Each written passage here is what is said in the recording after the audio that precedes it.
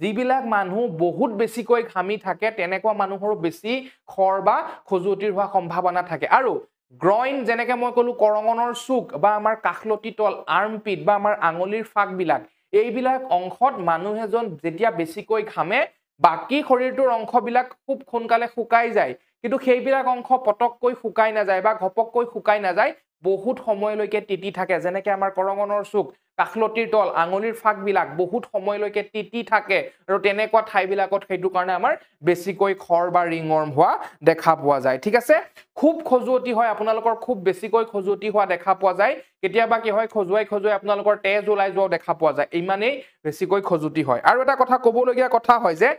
বিভিন্ন ধৰণৰ শৰীৰৰ জেগাত হ'ব পাৰে আৰু খৰ বা ৰিংৱৰ্মছৰ বিভিন্ন ধৰণৰ টাইপছ আছে আপোনাৰ মূৰৰ চুলিৰ যিটো আমাৰ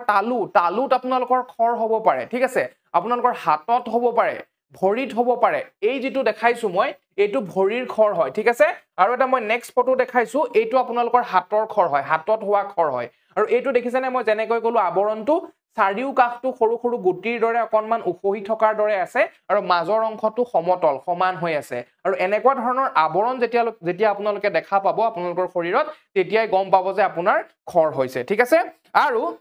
আমাৰ ক'ত হ'ব পাৰে মুখমণ্ডলত হ'ব পাৰে আমাৰ পেটত হ'ব পাৰে পিঠিত হ'ব পাৰে ভৰি হাত মই কৈছো আমাৰ বিভিন্ন ধৰণৰ ঠাইত হ'ব পাৰে আমাৰ গ্ৰইনছত কৰঙনৰ চুকত কাখলতিৰ তলত বা আমাৰ